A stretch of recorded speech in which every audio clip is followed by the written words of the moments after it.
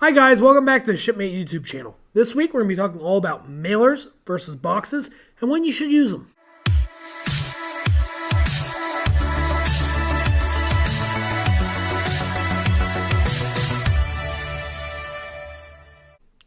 So guys, today we're talking all about mailers and boxes. Without further ado, let's get started. The first type of mailer I want to talk about is the normal poly mailer. So I got a poly mailer right here. This is a 9x12 poly mailer.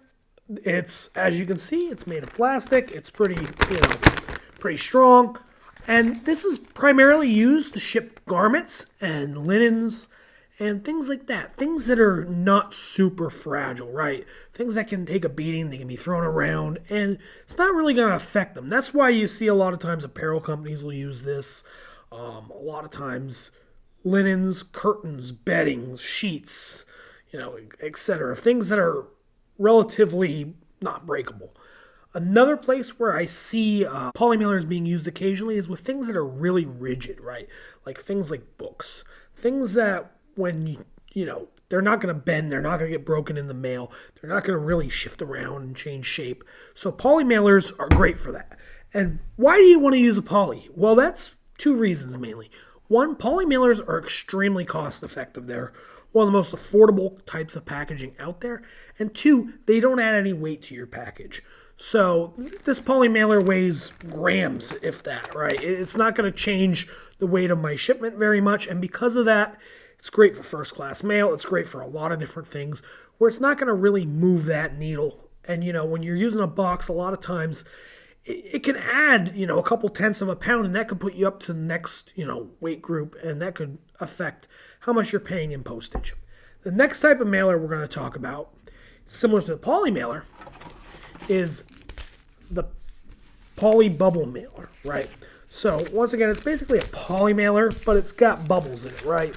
You open it up, you got some bubble wrap on the inside, and it's self-sealing.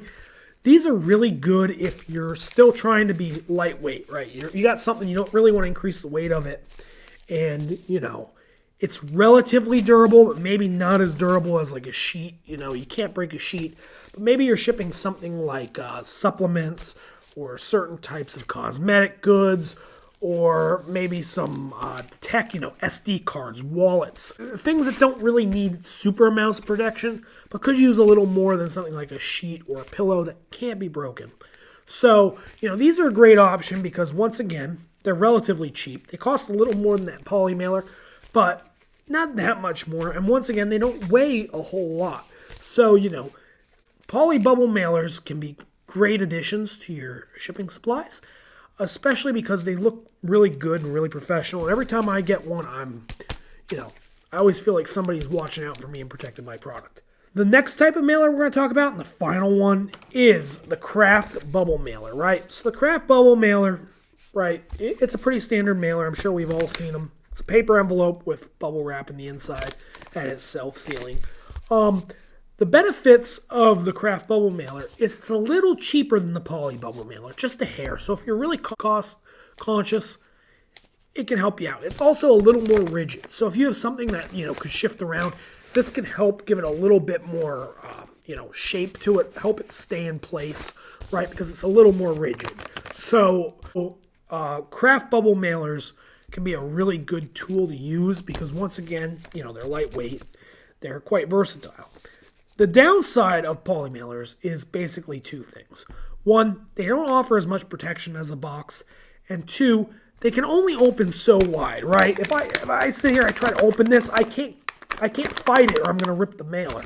So they only open so wide. Even the just plain poly will only stretch so far. So it's really important to know that, only so much can fit in those. And, poly mailers do come in all different sizes, Same thing with bubble mailers. You can get them from everything from even smaller than this to, pretty large. We have 36 by 24 polys in stock somewhere. You can get all different kinds of sizes depending on, what your use case is. Because, some people are shipping washcloths. Other people are shipping, entire comforters. So there's really a poly mailer or bubble mailer for everybody. So that's mailers. Mailers, really important. key thing to have in your shipping supplies. Now we're going to talk about boxes, right? And boxes are really important. They're a staple of any kind of shipping supplies. And that's because they do a lot of really good things. And that is they're rigid and they're strong. So if you have something that, is a little breakable, or something you want to protect the packaging in for appearance and make sure that, it doesn't get damaged in the mail, a box is the way to go, because a box, right, it's pretty sturdy, right? It's pretty rigid. It can take a beating on the outside. And boxes come in various strengths, meaning you can get a box that's 32 ECT, a box that's 50 ECT, you can get double wall, triple wall. You can get all kinds of different strength boxes. ECT stands for edge crush test, and that's how much weight and pressure we can put down on these corners, right? On the edges of the box. And this box can support a lot of weight and stop my product from getting crushed. So if someone puts a big, giant, heavy box on this is a lot more likely to survive than my little mailer getting crushed, right? So there's levels of protection for this. Another thing to consider is if you've ever worked at the post office or UPS or FedEx, sometimes they like to just take your package and throw it, right? They just throw it. And, that's going to protect the inner box or the inner product from getting damaged. This is something you see a lot when you're comparing poly mailers to boxes, is when poly mailers arrive, sometimes we've all seen the battle-worn poly mailer, the one that looks like it got ran over by the truck. But boxes, they hold up a little better to abuse. So, this is really where that differentiation comes in place. But there's two big downsides to boxes, right? Because, it can't all be good. And that is, boxes, a lot of times you're shipping air. Because boxes are rigid, you're not going to have 100 different sizes of boxes. You might buy 5 or 6 or 10, And because of that, you're always going to be shipping some amount of air, right? It's not going to be just full of product. And because of that, you're paying postage for the air because of something known as dimensional weight. Another thing to keep in mind is that boxes themselves have weight, a lot more weight than a poly mailer. Like a poly mailer might add a couple grams. A box will add ounces, right? So if you have something and it's like 3.8 pounds, it could go to 4.2 pounds if it's put in a box. So it's really important to remember that an outer shipping box is going to increase your weight, and it's probably going to increase the DIMS of your product. So you're going to get that protection, but you're going to pay more for the box, and it's going to come with these downsides. So it's something to keep in mind.